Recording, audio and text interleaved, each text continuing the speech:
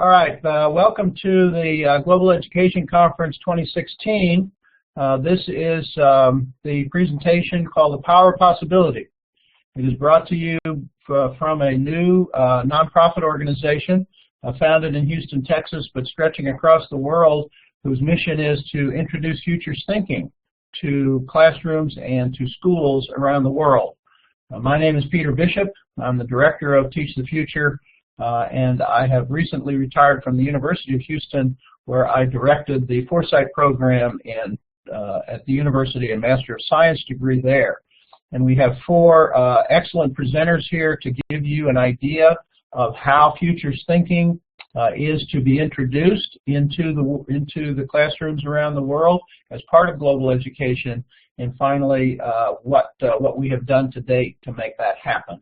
So each of us has about 10 minutes to present, and let me give you the very first exercise. We first of all like to find out who everyone is. We're going to go through the benefits, the contents, and the movement. Before we start here, however, we have a little exercise before we do that, and that is to be able to place our locations on this map. This is about global education after all. Next to the chat, you will see a little star in the second there, and I'm seeing now I'm putting my star on Houston, Texas. Katie is doing hers in California. Yulia is presenting hers in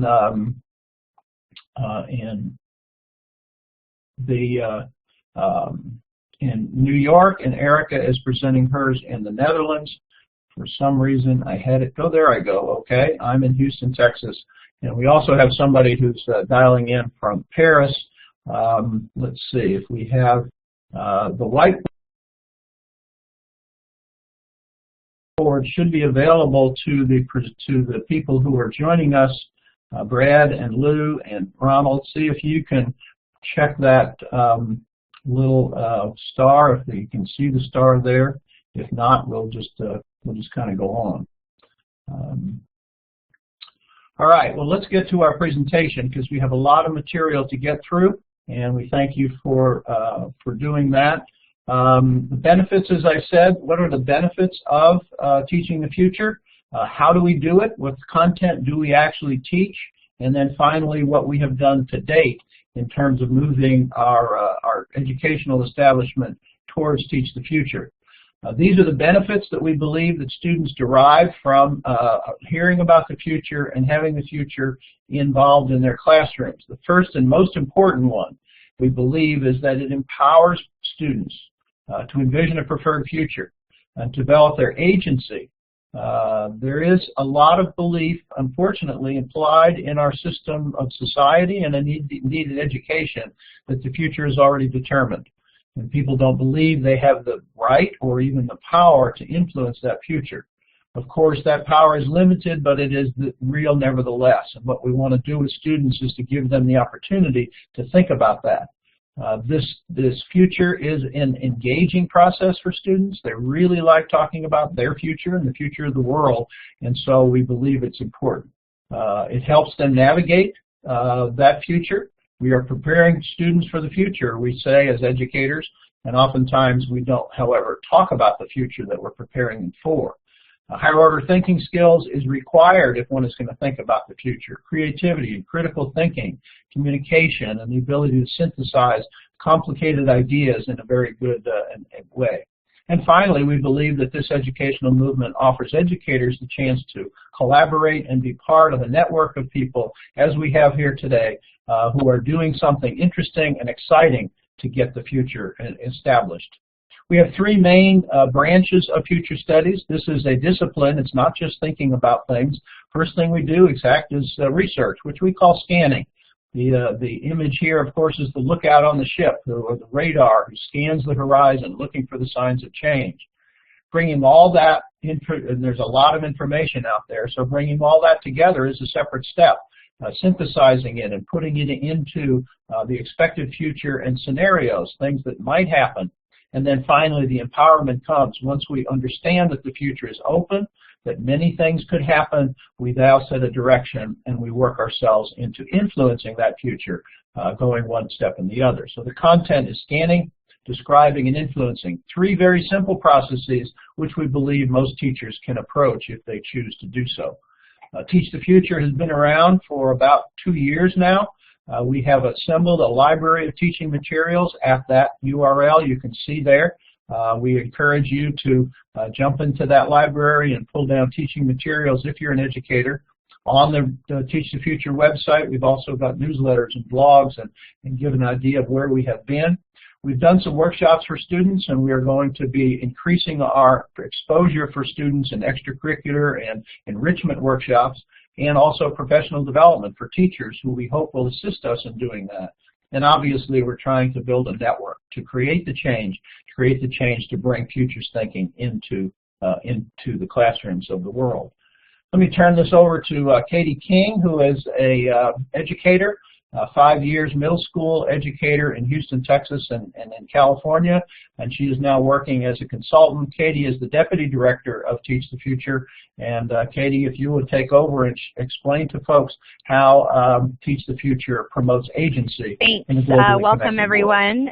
So my part of this presentation is going to make this connection. So if we teach students foresight, how exactly does that promote their agency? How does that give them a sense of empowerment and a sense that they have a voice and the ability to make a difference in the future?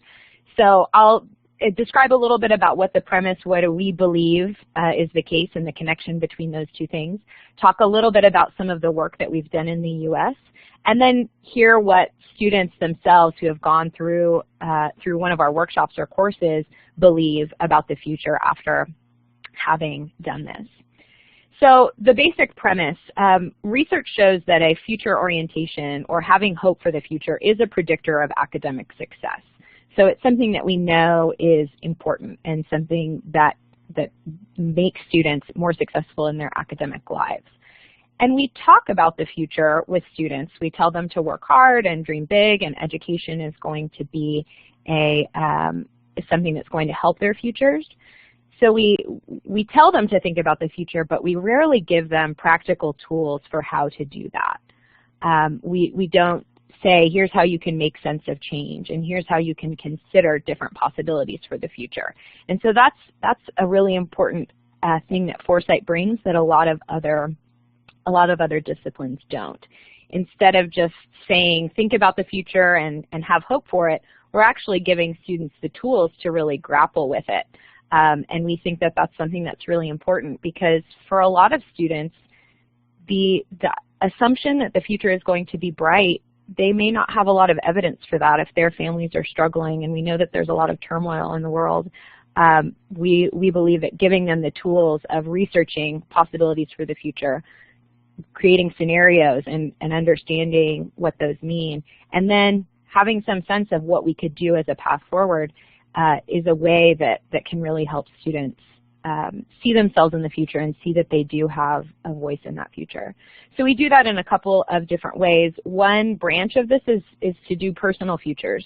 So to really look at what their mindsets are about the future, understanding possibilities for different possible life paths, examining their values, and thinking about a vision and setting goals toward that vision. But we also think it's important that students think about the global future, because our paths are definitely determined by what's happening in the rest of the world. So we teach them how to understand the nature of change, examining those driving forces of what might help create the future, challenging some assumptions about what the future might be like, and anticipating alternative futures. We all go through the world with an expectation of what the future would be like, and we believe that it's important to think about other possibilities, and that can be really empowering for students as well. And so as a result, students learn to think critically and creatively and examine multiple possible futures and then make decisions with those in mind. So this is the connection we really see between foresight and agency, that if we give students those tools to think about the future differently than they've been taught to, that they then can feel more empowered to take action. So some of the ways that we've done this so far, so in my own middle school English course, I taught a few units that incorporated foresight. One was a science fiction novel unit, so we read science fiction alongside nonfiction articles about possibilities for the future. The students had a lot of discussions kind of unpacking what might happen, and then they wrote their own possible future scenarios. In the end, I think a really important part was the reflection on what they had learned and some recommendations for now what we know and what we think about the future. How should we move forward, and what recommendations do we have to take action? There was another unit I did where students selected their own domains of inquiry. So I had some students looking at the future of cars, one student looked at the future of amusement parks, some looked at the future of war. So it was really open based on what they were interested in, and they went through the same process of research, creating scenarios, and then wrote letters to someone who was in a position of influence over that future with recommendations for what they thought those leaders should be thinking about. More recently, we've been doing workshops with high school students, and I have 4 listed here, and these have all taken place in different settings and in different time frames. So the Pittsburgh workshop that we did, it was a half day, and the exercise was a timeline starting with the past, of the global past, local past, and individual pasts. And then they put those things together to imagine possible futures of learning. In Emeryville, we had a 3-week academy where students did research and developed scenarios on the topic of their choice, and then they created a digital game to illustrate those scenarios.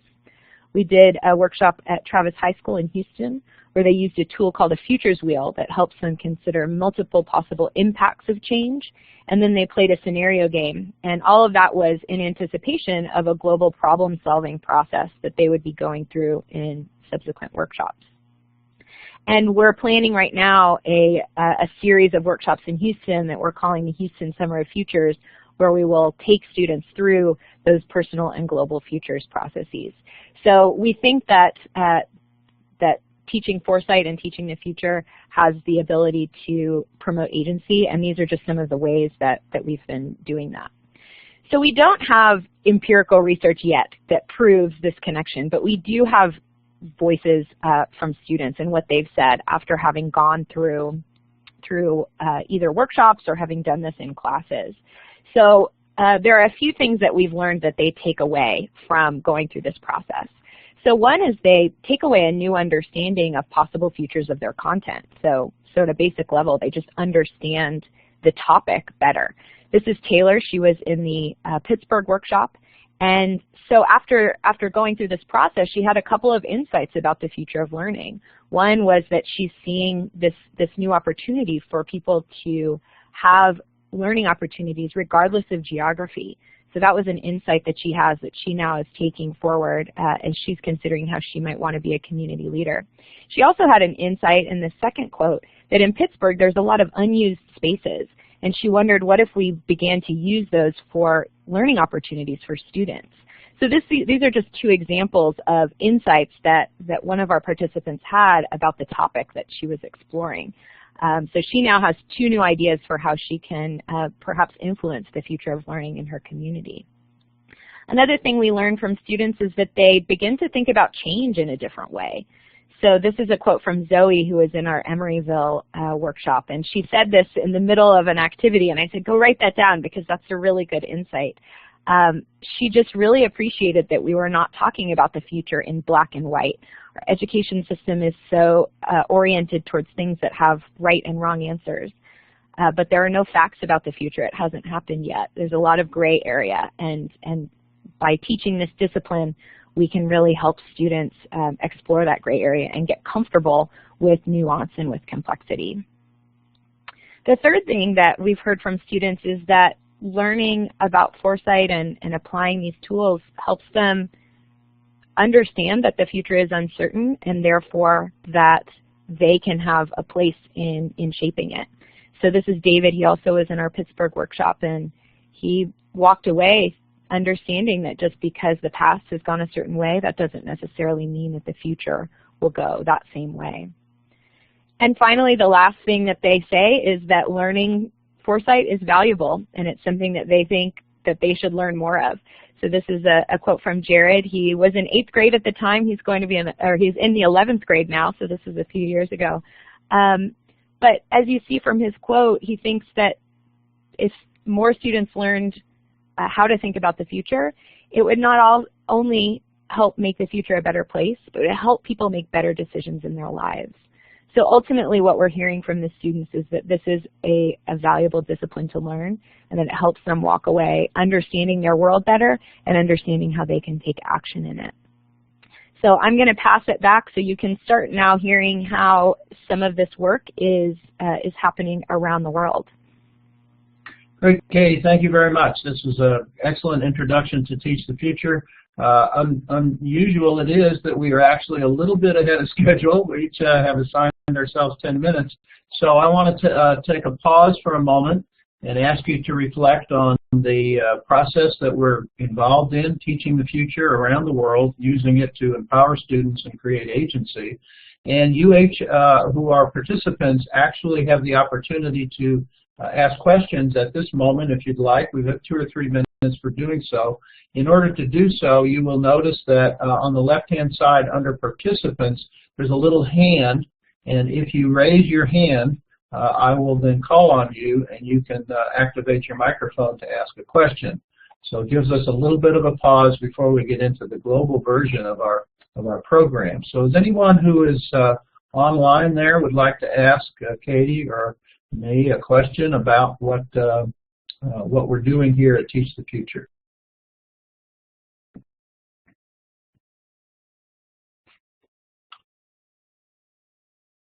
Okay, Katie, I think we've stunned everybody into silence, obviously. I'm glad you're all here. Thank you very much for joining us. And so with that, let me turn to our panel of global experts on Teaching the Future. We have 3 of them. Teach the Future Europe, which is a branch of Teach the Future, and we'll hear from Erica about that. And then 2 worldwide international organizations that are taking Teach the Future seriously, and we'll hear representatives from UNICEF and also from OECD to what they're doing to enhance both 21st century skills and Teach the Future specifically. Let me turn, therefore, to Erica Bohl, who is the Director of Teach the Future Europe, an office in Europe. She uses strategy, trend insights, and creativity to develop and set up new ideas, programs, services, and products. As a consultant, she is a former faculty member in the Lifestyles program at Fontes University in the Netherlands, where she led the trend tracking program there. She's also an entrepreneur who created a line of products called Rewrap, where she uses existing materials to produce new and sustainable products. Erica, turn your mic on, if you will, and take it over. Yes, thanks. Thanks, Peter and Katie, and nice that you're all here, and especially hoping from different places all over the world, because we think it's very important, and we'd like to stress that this is not something that is interesting for a particular world or for a first world country or a third world country. We think this is something important for everybody to discuss, and it can all help us to understand where we came from, who we are, and where we want to go to together. So that's also why Teach the Future is in Europe. We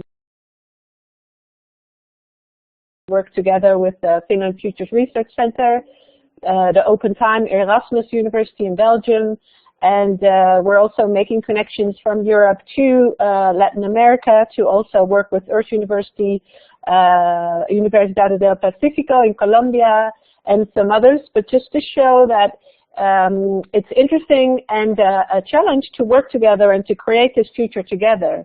And what happens when we discuss the future, that everybody looks at it from their own perspective, but that also helps us to understand where everybody comes from and what their challenges are and where they would like to go to. Meaning that we see others' perspectives from other people, and they learn from what you're thinking, and we learn from what they're thinking. And then when we go out in the open and we go into the future, it's much easier to discuss this together, because we're not waiting for a right answer, because there is no right or wrong answer. This is the future. We still need to create it together. And by all talking about it together, we start to understand and we see what is the main outcome we all want, and can we maybe create this if we all see this future ahead, and especially since it's not there yet, we can try to find a way to create this together. So it really helps and inspires to discuss this all over the world, to learn from each other, to learn from each other's insights and perspectives, and to understand each other better.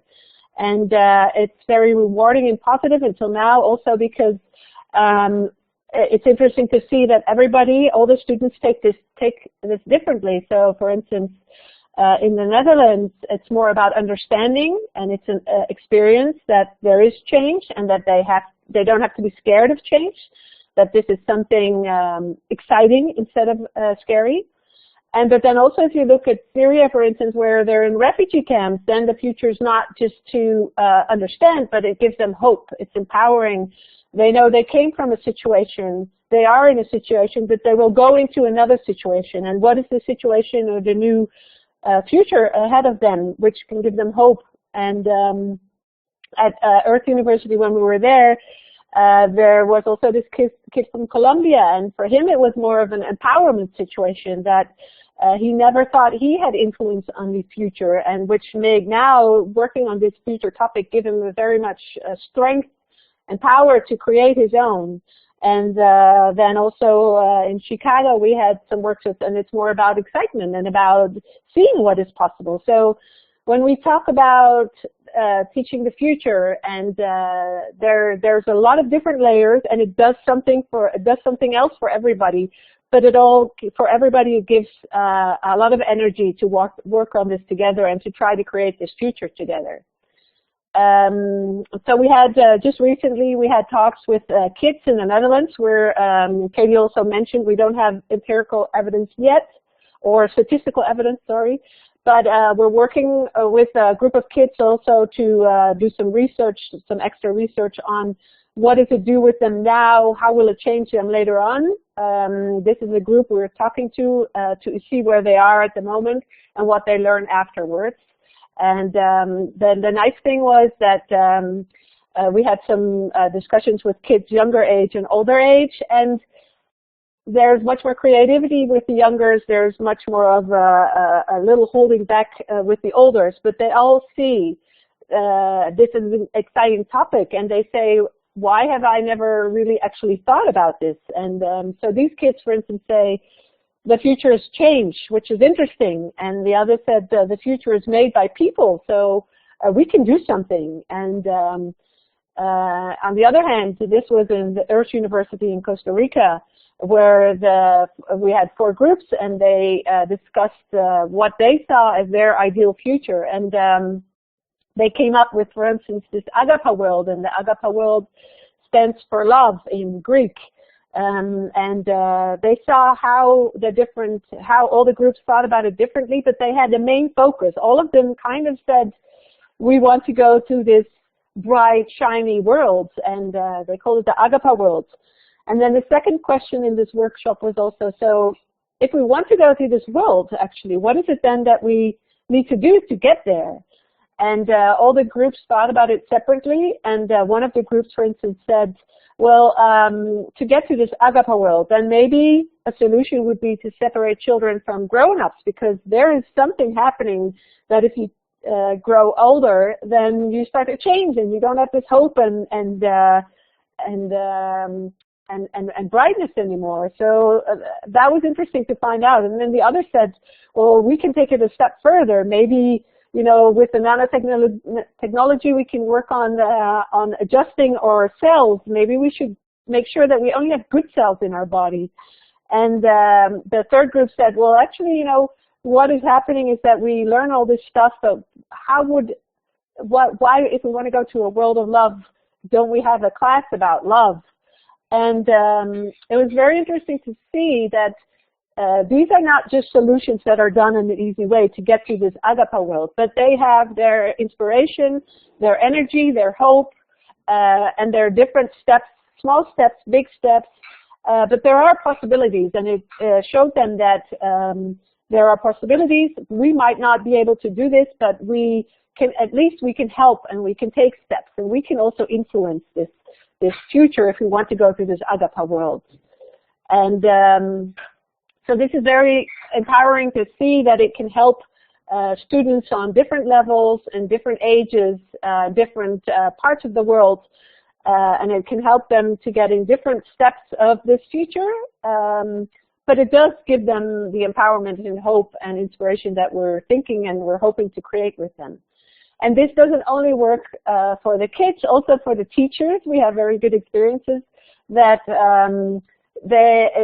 in this time frame that we're still at, it's about giving the right or wrong answer. A lot of discussions about this is the correct answer, we grade it like this. And with this future thinking, it's so nice that it's not about what is right or wrong. It's about trying, what Katie already said before, what is that gray area and how can we influence this and what can we do? And so the teachers here also say, I'm starting to think I'm doing my work well when I'm unable to answer my students' questions. And instead of having to say what is right or wrong, it's just a very nice opportunity to discuss and to see where we want to go together. And another quote is seeing kids shine again, giving them the strength to keep going, to also give them empowerment in class to make sure that they're not falling back when they think, I don't give the right answer, what should I do? I need to, study better. Can I do this? This is about that their answers are also good answers, and that's where they are and how they're thinking. And the other one, I have a much deeper relationship with my students. We work together exploring their path. You make nice connections. You get together. You discuss what it is, where they would like to go, and what makes them happy. And this one is teaching the future allows me to experiment with the virtue of not knowing. And that is something interesting also because that's sometimes scary for a lot of people to experiment with not knowing. We like to have a grip and a hold on where we're going and what we're doing. And we sometimes can, but a lot of times we're also part of this changing world. And it's good to embrace this change instead of being afraid and just to experiment with it and try. And that is something that you do with future thinking. So it's very inspiring to do this and to see what it brings. And for us, the challenge is to go from our comfort zone, from our own comfort zone, to something that we don't really know, the future, to go a step further and to see and to find out where the magic happens. So I would encourage you to do the same, and it's very rewarding and inspiring to do this. Thank you very much, Erica. It's terrific to have you as a partner in Europe and extending this effort to teach the future into Europe. And indeed, your work in Costa Rica is also truly, truly admirable. We really appreciate that. We're now going to turn to two international NGOs that are working on both on education in general and on teaching the future specifically. Our first is Yulia Olenik, who is the officer in charge for UNICEF's Policy Planning Unit. She currently leads a team that strengthens UNICEF's ability to respond to and take advantage of global trends and emerging issues of particular relevance to children. Previously, Yulia worked on developing and strengthening UNICEF's strategic partnerships with multilateral organizations such as the World Bank, the International Monetary Fund, regional development banks, the G8, and the G20. Yulia comes to us from the UNICEF office in New York. Yulia, press your talk button and take it away. Good day, everyone. It's a real pleasure to be part of this discussion, and as I was listening to the presenters, I was just thinking that I wish I had more of the future thinking tools and encouragement in my own childhood. So I really think this is such a worthwhile initiative. So let me tell you a little bit about what UNICEF is doing, and specifically about the product that we're developing, which is a toolkit called Adolescents Shaping Their Future. Maybe just a few words about UNICEF. I'm sure you well know who we are. So we are United Nations Children's Fund. and a custodian of the Convention on the Rights of the Child.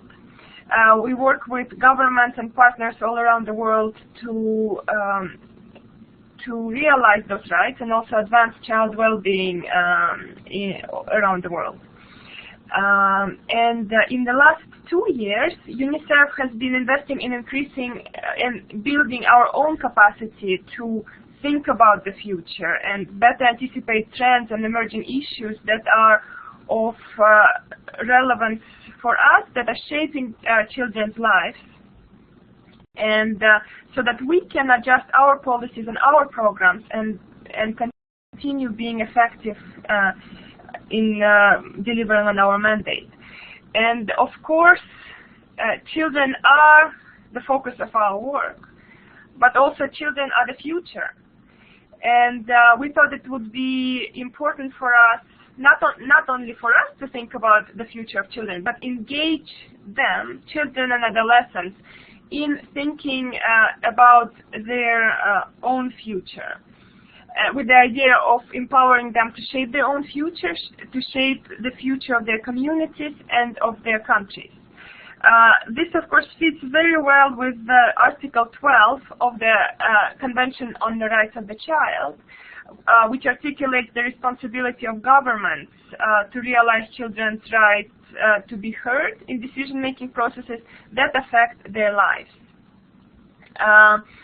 So this, in a nutshell, was the motivation behind creating the toolkit that I'm about to tell you about. And of course, UNICEF has been working on engaging adolescents and education for the last 70 years. The effort here is really to bring together a toolkit for our officers and for partners to use systematically, to have a full menu of options, how to engage children and adolescents in future thinking and what this can be used for. And the idea of the toolkit was it was inspired by a request from our Sudan country office that reached out and asked us what could be a good methodology. How can they engage children from different backgrounds, from different geographical regions of Sudan, in thinking about their future as an input to the national development strategy of Sudan. And we, of course, thought that's a great question, and it's something that we as UNICEF should be readily providing to our country offices. So there, the research and work started.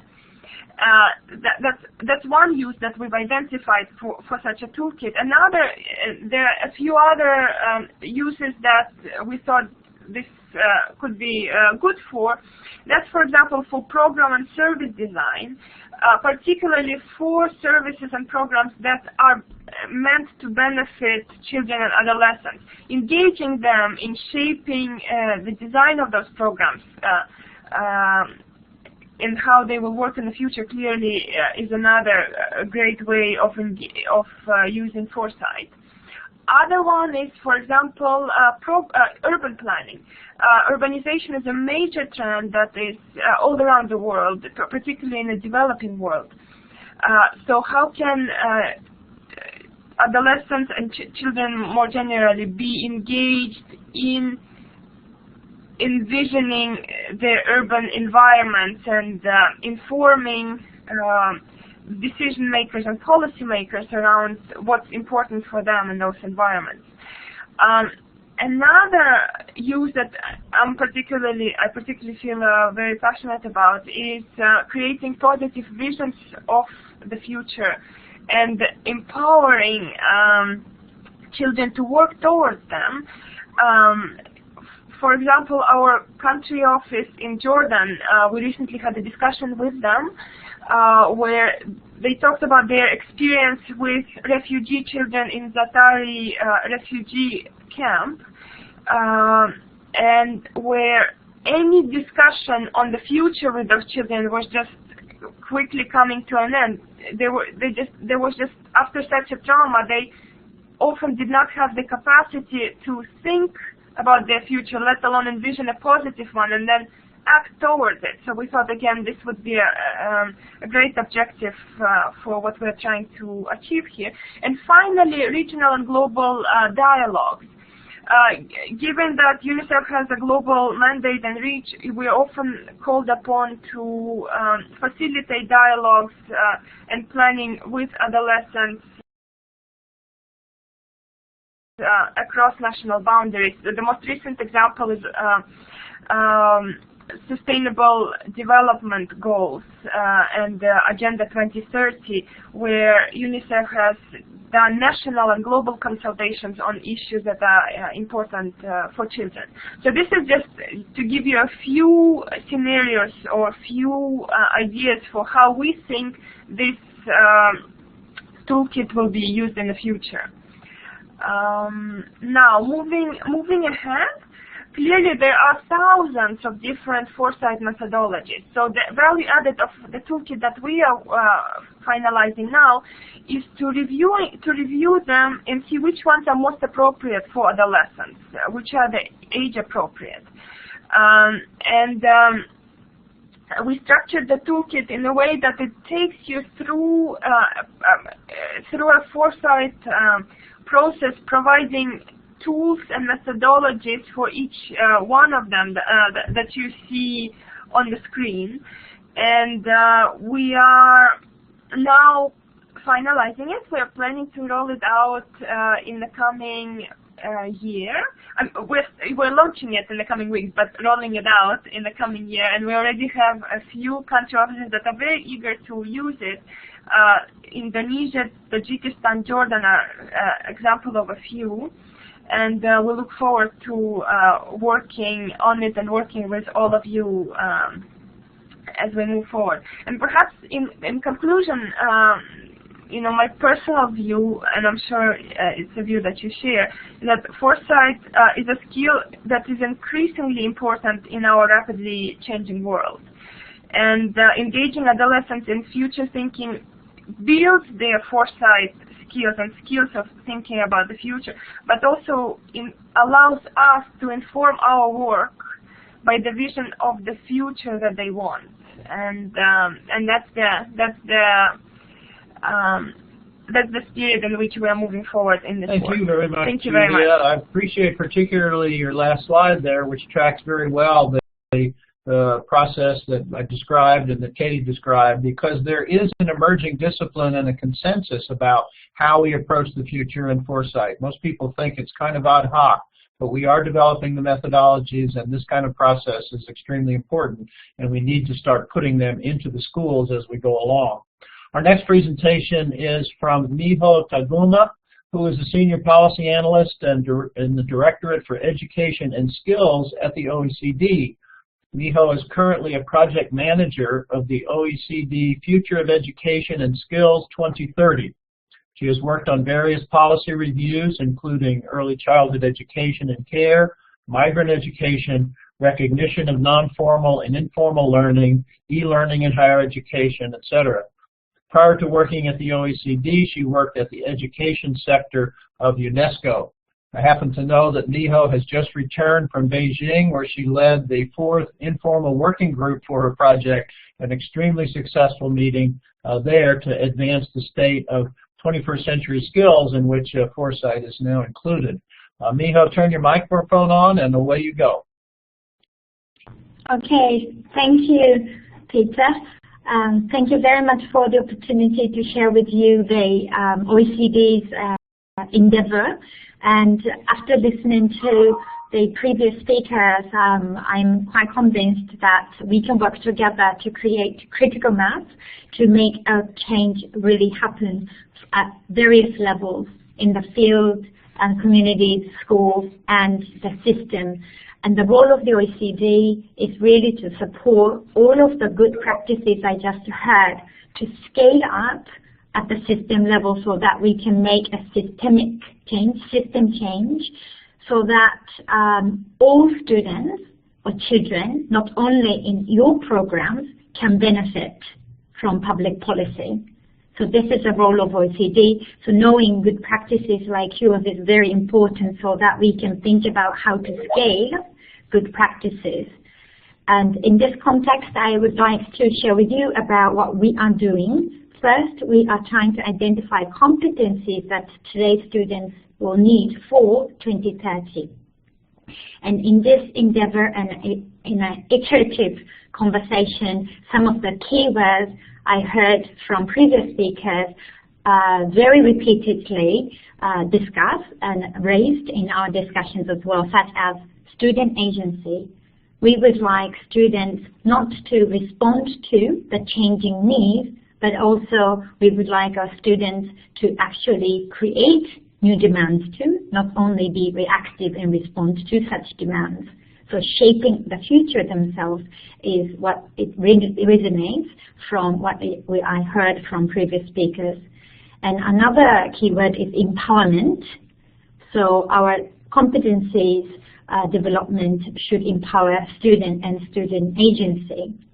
But after all of these, we really need to make sure that the student agency will be used and empowered in the right direction. So setting the clear aspirations and visions for education systems should share is very important. In this endeavor, OECD is a global platform for all the governments and stakeholders, other stakeholders, to actually share and create and confirm the similar or the same vision and aspirations. And the way how we define competencies is very holistic. So competencies is a dynamic and holistic concept, the ability to meet complex demands, and that includes knowledge, skills, attitudes, and values. In the current rhetoric, many people interchangeably use 21st century skills and 21st century competencies, but the way we define competencies is quite different. So it's more holistic. It's not only skills, but knowledge and attitudes and values are included. And just quickly go through what we are doing. And first, we examine the context towards 2030 that includes a lot of changes from different fields because OECD is often misunderstood or misinterpreted, that we only look at economic changes or technological changes or labor market changes, but actually we do redefine the growth narrative. It's not only the economic growth, but social growth, and including the well-being. So looking at all of the changes of technological and demographic, family structure, migration, peace and security, global inequality, we are trying to identify the competencies that students need to shape the future, which I just mentioned. And in this growth narrative, we are putting well-being at the center of the growth. It's no longer the economic growth or an efficiency, but it's more about individual well-being, which relates to the collective well-being, and vice versa. The collective well-being will enhance individual well-being. And when we define well-being, that is really multidimensional. Even at the level of individual well-being, we would like the students and also the system to achieve the quality of life. It's not only about the economic well-being or the incomes, but also the subjective well-being such as happiness, personal security, and the social well-being, such as going to vote and having faith and trust in government and institutions and so on. I'm not going into detail, but just to show you how OECD defines well-being at the multi-level and multi-dimensional. And I'm sorry for this crowded visual because this is supposed to be an animation, but this is just one shot. So just to briefly identify some of the directions that we believe that the competencies for future are related to. And one is the students should learn to thrive in a structurally imbalanced world, such as resilience. No matter what, the world will also have some imbalance. So in reality, they need to learn how to live in this imbalanced world. At the same time, as I already mentioned, it's not only to react to such an imbalanced world, but they should create new value to the world. And innovation is another key word. But not all innovations are good for humankind, such as chemical weapon, or what about the innovation that could be environmentally unfriendly? Should we use it or not? So that comes in the value judgment and taking responsibility. So another dimension is sustainability is the key word. So striking a balance between resilience, innovation, and sustainability. And as previous speakers said, that this is a gray zone. The answer will change from context to context, from country to country, from time to time. So teaching or having students to find their own answers in particular context is very important. So how we define competencies for 2030 is really student agency, and they should be able to navigate in time, not only about past and today, but like Teach the Future argues, the future as well. So they should be able to move very flexibly their thinking from the past, today, and future, and vice versa as well. And also they should be able to navigate in social space from family, community, nation, or globe.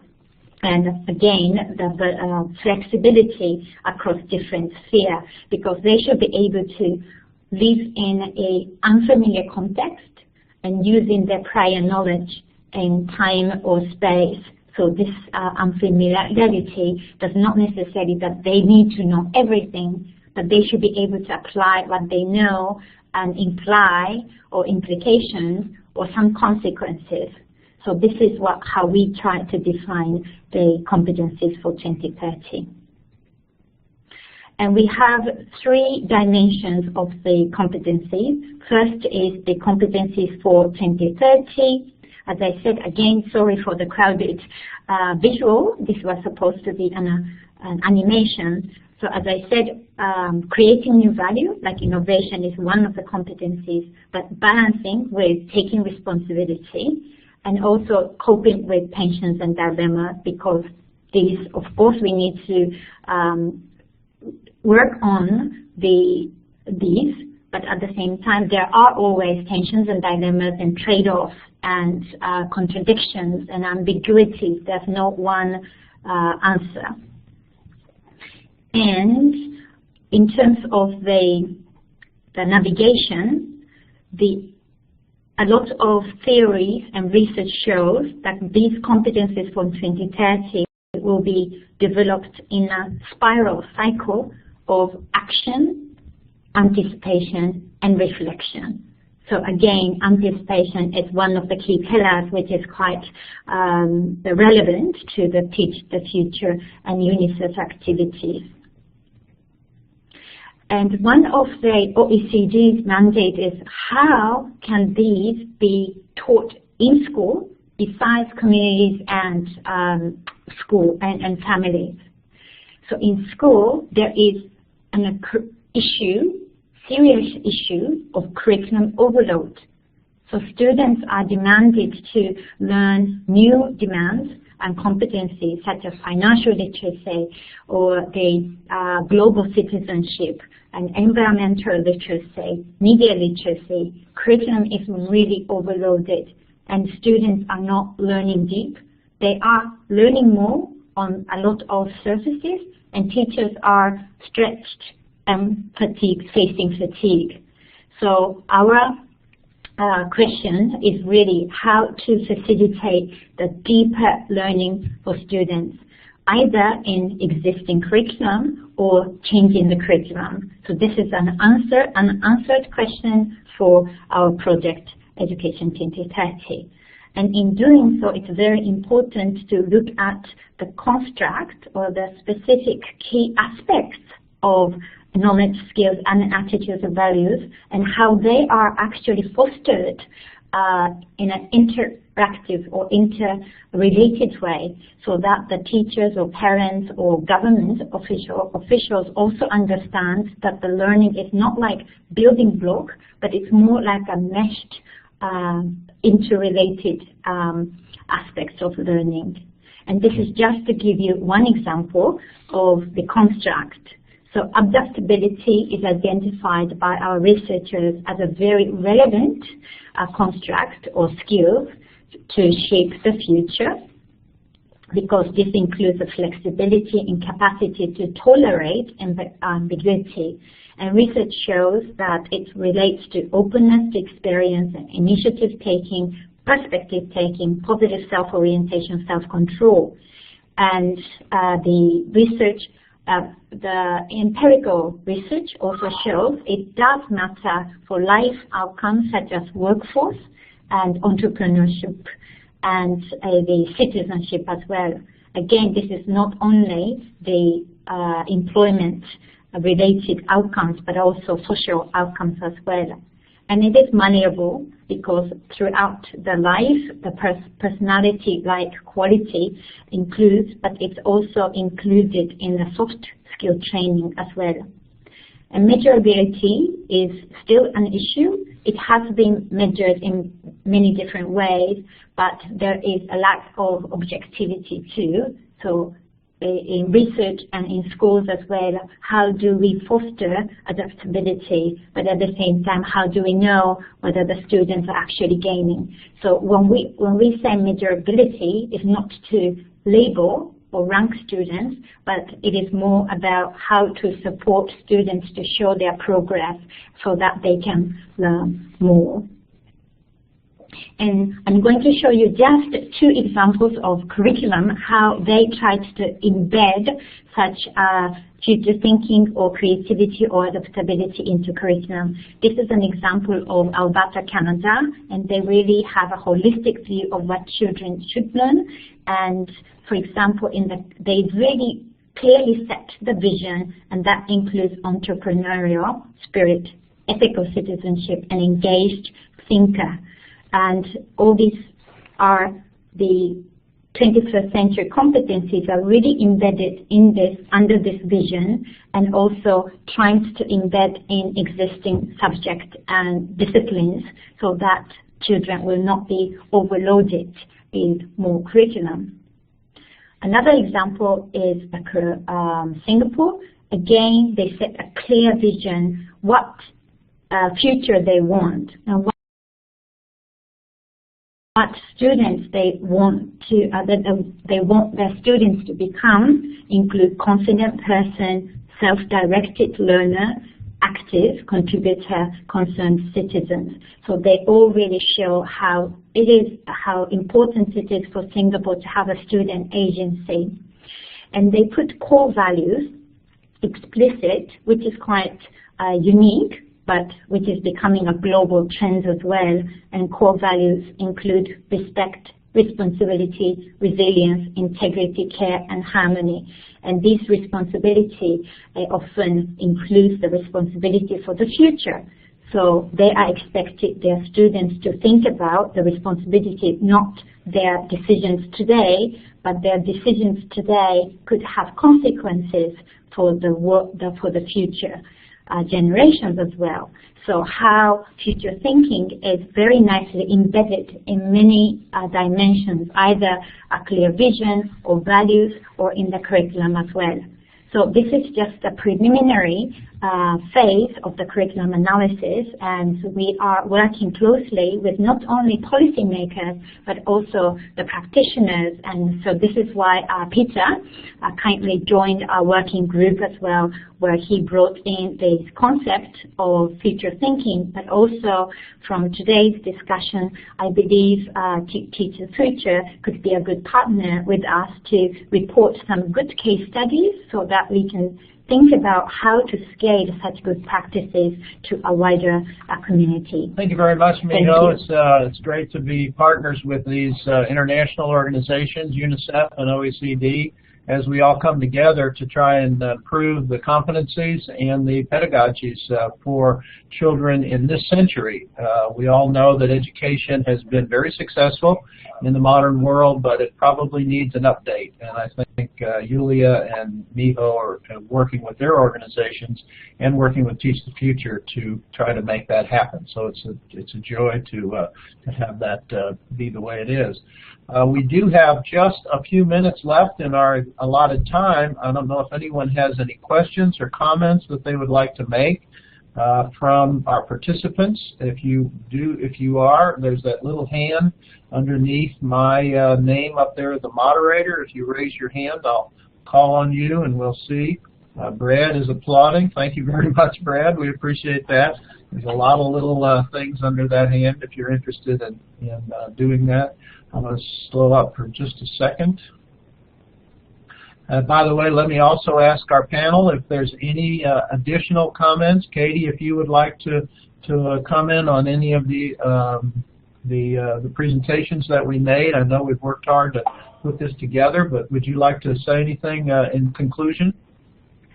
Just that we are getting started with this movement, and we are looking for educators who might be interested in incorporating this into their classes or doing workshops or really in any way. We have teaching materials available for people, but please just get in touch with us. We're at a stage where anyone who is interested in this, we want to talk to you. So please just know that we're getting started, and if this is of interest to you, we want to hear from you.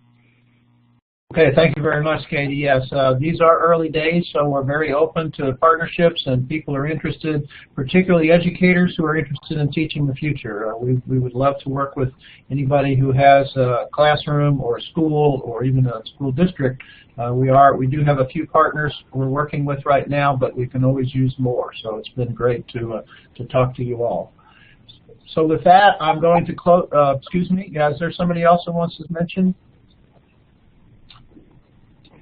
Good. Okay. Well, thank you very much all for participating in our session. The Power of Possibility, teaching students how to think about the future in a new and sophisticated way that is appropriate to the fast-moving future that we all live in. Thank you to Katie, Erica, Yulia, and Miho for a great presentation. Thanks to Lucy and Steve for allowing us to participate in Global Education Conference 2016, and we look forward to working with you in the future. With that, I will sign off. Thank you very much, everyone. Thank you.